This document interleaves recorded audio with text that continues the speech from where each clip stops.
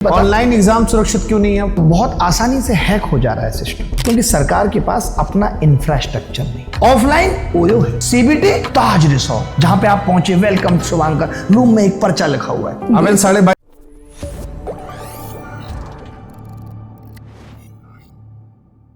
Online exam सुरक्षित क्यों नहीं है?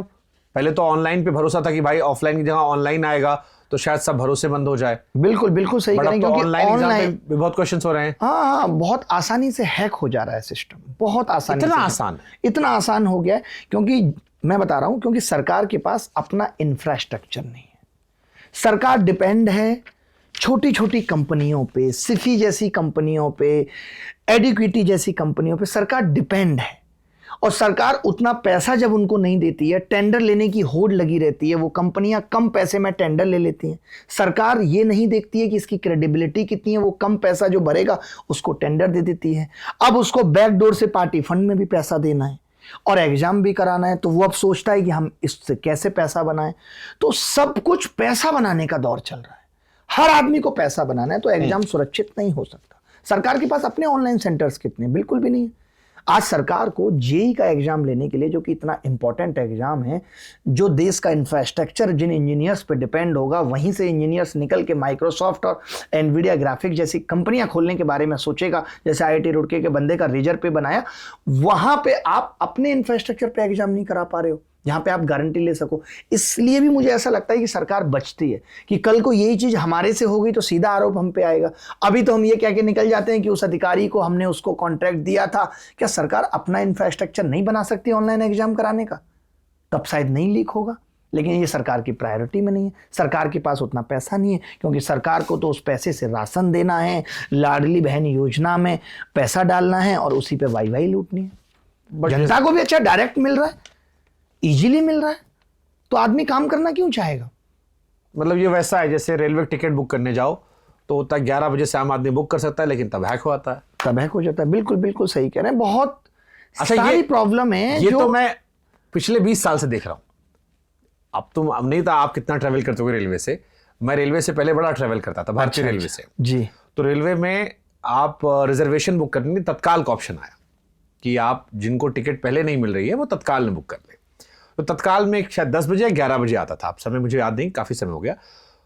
तो जैसे ही 9:55 होता था तो रेलवे की वेबसाइट ठप। हाँ, आज भी वो दिक्कत है। और जैसे या दलाल के पास आप जाओगे वो आपको टिकट दे, वो टिकट दे देगा तुरंत। आज भी यही है, सीट कंफर्म हो जाती है, आप सोचते रहते हो मेरी 4 वेटिंग भी, आप पूरा फॉर्म भरते रहते हो, एंड में जाओगे रुक जाएगा। बिल्कुल बिल्कुल आप सही कह रहे हैं। तो यही सब चीजें ठीक करनी, तो पता है दुख इसलिए भी लगता है क्योंकि मोदी जी ने आने से पहले ये सारी समस्याएं गिनाई थी। यानी उनका होमवर्क बहुत अच्छा था समस्याओं पे। दोस्तों मैं जानता हूं कि डॉलर ऐसे नहीं बढ़ सकती, डॉलर की कीमत। दोस्तों मैं जानता हूं कि अमूल दूध 2 रुपए महंगा नहीं हो सकता। दोस्तों मैं जानता हूं कि ये पेपर लीक नहीं हो सकते। दोस्त दोस्त कह करके भाई साहब, जिसको हमने सच में दोस्त समझ लिया, फिर वही वाली बात आती है कि दुश्मन ना करे दोस्त ने वो काम किया। अब वो सब बातें कहां चली? आपको दिक्कत बहुत है मोदी जी से। नहीं, क्योंकि सब कुछ उन्हीं के नेतृत्व में हो रहा है, सब कुछ उनके नेतृत्व में हो रहा है, हर एक चुनाव उनके नेतृत्व में हो रहा है। एक साल में वो, मुझे लगता है कि 6 से 7 महीने तो चुनाव प्रचार में ही रहते हैं। उसके बाद फिर आउटिंग भी होती है, आप थक जाते हो, आपका दिमाग थका हुआ है, तो आपको लगता है कि चलो यार भारत की गर्मी कौन बर्दाश्त करे, स्वीडन घूम के आते हैं, नॉर्वे घूम के आते हैं, कुछ विदेशी दौरे करते हैं, तो उस पर आप निकल जाते हो। कभी आप नहीं देखेंगे कि मोदी जी ने सभी मुख्यमंत्रियों की बैठक ली। वो मुख्यमंत्री सारे आपको तभी दिखेंगे जब किसी मुख्यमंत्री को माला पहनाई जा रही होगी, तो स्टेज पर सारे मुख्यमंत्री हैं और उनका काम सिर्फ इतना ही है, हाथ जोड़ने का। और वो भी बहुत बड़ी कृपा है कि साहब भगवान ने उनको देख लिया और ऐसे हाय कर दी, नहीं तो 2 बार भी हाथ जोड़ते हुए मैंने कई मंत्री और नेताओं को देखा, साहब ने हेलो भी नहीं किया। क्या दिखाया जाता है आज आप दिखाइए, किसी मुख्यमंत्री ने दिखाया हो कि आज हमने ये गवर्नमेंट हॉस्पिटल बनाया है? नहीं। आज हमने ये यूनिवर्सिटी बनाई है? नहीं। वो दिखाया जाएगा हम असम आए तो कामाख्या देवी मंदिर से हमने मांगा है कि देश के 140 करोड़ लोगों का भला हो सके। साहब हम ये मांग लेंगे खुद से, हमें शिक्षा दो। ये भी ठीक है, लेकिन इसके साथ बाकी चीजें भी होनी चाहिए। ये ठीक है, लेकिन ये मेरा पर्सनल मुद्दा है। नो इंटरेस्ट कि आप कहां जाते हैं। हाँ, आप और हम मिलते हैं, कभी हम ये चर्चा नहीं करते यार मैं किस भगवान की पूजा करता हूं, आप किस भगवान की पूजा करते हैं। इन सब के लिए इंस्टाग्राम ठीक है साहब, ट्विटर पे पॉलिटिकल बातें करिए, बताइए कि आपके राज्य में क्या हो रहा है। आप सिर्फ बता रहे हैं कि आज मैं यहां गया और मैंने भगवान से आशीर्वाद लिया। चलिए, आपने आशीर्वाद लिया, उस आशीर्वाद से आप लेकर के आप कर क्या रहे हैं वो भी तो बताइए। आपको सिर्फ सत्ता की भूख है, भगवान राम को तो नहीं थी, उनके जीवन से तो सत्या का त्याग दिखता है। अब इन 22.5 लाख बच्चों क्या होने वाला है?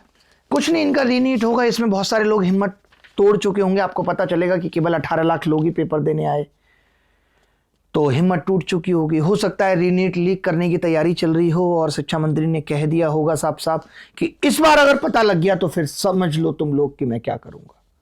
यही हो रहा होगा। गारंटी तो अभी तक किसी ने नहीं लिया ना कि अब की बार रीनीट लीक नहीं होगा या अगली बार लीक नहीं होगा। किसी ने गारंटी नहीं ली। कुछ कोचिंग्स आ गई हैं जो कह रही हैं 99 रुपए में विक्ट्री बैच ले लीजिए, हम आपको विजय दिलाएंगे। तो सब अपना कमाने में लग गए। जनता का कट रहा है, हर तरफ से कट रहा है। वो काट गई, ये काट रहे हैं, कोचिंग काट गई, स्कूल ने खूब दबा के काटा, हर मोड़ पे कट रहा है जनता। कोचिंग सेंटर वाले भी अच्छा काटते हैं, बहुत बहुत अच्छा काट। मैं कोटा में देखा बच्चों को जाते हुए, उन्होंने भी ससुरों ने अपना ड्रेस बनवा रखा है। हाँ। अपना स्कूल बैग, अपना बोतल, ये जबकि कोचिंग आदमी मजबूरी में करता है। मेरा भाई तो कई साल पहले कोटा गया था। तो आप बोलिए ना यार कि ये कोचिंग सेंटर्स वाले अब से ये बंद करें, नहीं तो हम लोग बैठ के फिर 100-200 इसी चीज पे करें कि कौन कोचिंग वाला बस्ता बोतल बेच के लोगों को ठग रहा है। मतलब क्या क्या बेचोगे यार, गरीबी जमीन सब बेच दिया। तुमको ससुरा बोतल बेचने की क्या जरूरत है? क्या जरूरत है? Dress code, bag, I card, उनको सब बेचना है। और जब बच्चे का पेपर लीक हो जाए तो उनको दोबारा कोर्स भी बेचना है। कुछ तो रहम खाइए। किसी को मतलब नहीं है साहब, सबको बस पैसा बनाने की पड़ेगी। कितना बना लेंगे यार, कितना बना लेंगे, कहां तक पहुंच जाएंगे। हमने बहुत सारे लोगों को बनाते हुए भी देखा है साहब। सिकंदर भी कह के गया कि दुनिया जीत ली थी, मैंने खाली हाथ जा रहा हूं वापस। लेकिन हम लोग सीखते नहीं इतिहास से। बच्चा लोग फोन किया आपको जब ये सब घटनाएं हो रही थी? हाँ, बच्चे लोग फोन करते हैं। गेट का पेपर लीक हुआ, मैं इतना वो रहा कि यार मैं कैसे वीडियो बनाऊं, मैं क्या बोलूं, क्योंकि गेट का पेपर बहुत कम लोग देखें, मतलब मुश्किल पेपर होता है। उसमें आपकी नौकरी भी महारत्न कंपनी में लगती है, जो कि बहुत सालों से लग नहीं रही है। बस बच्चा गेट दे रहा है, गेट की कोचिंग कर रहा है। गेट की कोचिंग्स भी बहुत महंगी है। और अब ये नीट है, नीट की कोचिंग भी ऐसा नहीं कि कोई बहुत सस्ती कोचिंग है। जो सस्ती है वहां बच्चा टाइम पास भी कर रहा है, ऐसा नहीं कि बहुत अच्छा उसको पढ़ा दिया जा रहा है। तो बच्चे तो दुखी हैं ही, उनके माँ बाप। ये वो वाले बच्चे हैं जो बोल भी नहीं पाते ठीक से, जिनको सिर्फ maths, English, zoology, botany, chemistry, physics इसी की समझ है, इससे ऊपर नहीं सोच पाते। ये वो बच्चे हैं। सोचिए, आपने उन मासूमों के मन पे चोट की है, उस दिल पे, मासूम से दिल पे चोट की है जो नहीं होनी चाहिए। तो बहुत दुख लगता है। हम लोग भी यही सोचते हैं कि कैसे इन सब चीज़ों से निकला जाए। एसएससी जीडी आपको बताओ कि इतनी बड़ी भर्ती होती है, जहाँ पे आप एक तरीके से सेना में ही काम कर रहे हैं, देश की सुरक्षा में काम कर रहे हैं। उसमें 13-13 लाख में पेपर बिका है। कल को सीपीओ का पेपर भी बिकेगा, जिसमें बॉर्डर सिक्योरिटी फोर्स होती है। अब ये नेशनल सिक्योरिटी पे खतरा नहीं है?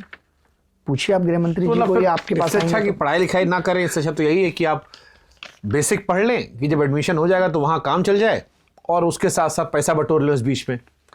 एजुकेशन सिस्टम वीक हो चुका है। आप इसका अंदाजा इसी बात से लगा सकते हैं कि कोचिंग्स कितना फल फूल रही हैं, क्योंकि स्कूल में नहीं पढ़ाया जा रहा तभी कोचिंग्स में जा रहा है। ये भी छोड़ दीजिए, आप ये भी आए दिन सुनते होंगे कि मध्य प्रदेश सरकार ने इस कोचिंग के साथ मिलकर एमओयू साइन किया है कि ये यहाँ बच्चों को पढ़ाएंगे।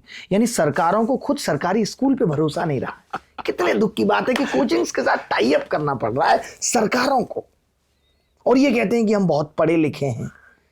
अब ऐसे अलग जगाएंगे आप तो फिर मतलब वही बहुत बहुत दुख का विषय है।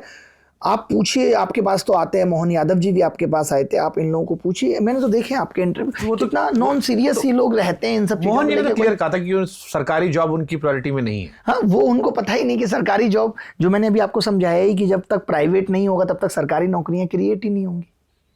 जीएसटी कौन वसूल के दे रहा है, इनकम टैक्स कौन वसूल के दे रहा है। आप अगर इन नौकरियों में, आप थोड़े दिन पहले की आपको एक घटना बताता हूँ, खूब न्यूज चली कि एक जीएसटी इंस्पेक्टर ने 70 लाख रुपए की घूस ली।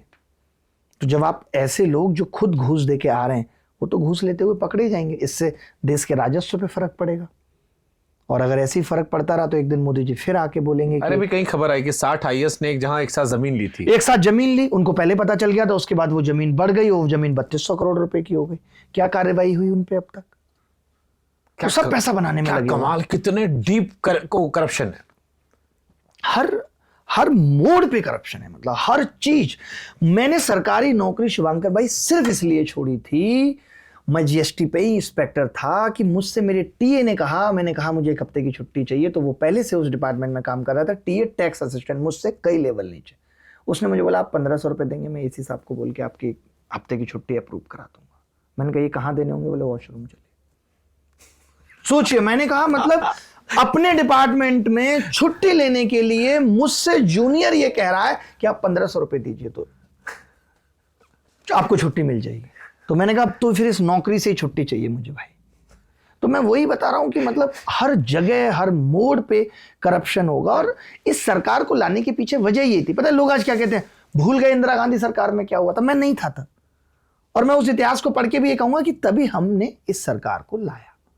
कितनी उम्मीद कर रहे हैं साहब, मतलब कितनी उम्मीद कितनी कर रहे हैं कि पेपर लीक ना हो, शिक्षा व्यवस्था ठीक तरीके से चले, हमारा बच्चा भी पढ़ लिख के जो उसके अंदर टैलेंट है, इंजीनियर बनेगा, डॉक्टर बनेगा, उसको एक नौकरी मिल जाए। यही तो उम्मीद है। प्राइवेट स्कूलों की फीस पर भी कंट्रोल हो, कोचिंग की फीस पर कंट्रोल हो। हाँ, और आप एक तरफ ये भी तो कह रहे हैं कि 2047 में भारत विकसित होगा, तो विकसित की राह पे ये सबसे जरूरी है। जब विकसित होगा तो आपको एजुकेशन हेल्थ तो फ्री करनी पड़ेगी, जिसपे कोई काम नहीं हो रहा। आपने एक वीडियो देखा होगा, एक बच्ची रोते रोते उसका पिता उसकी आंखों के सामने चला गया, इलाज नहीं मिल पाया सही वक्त पे। बिहार की ये घटना है।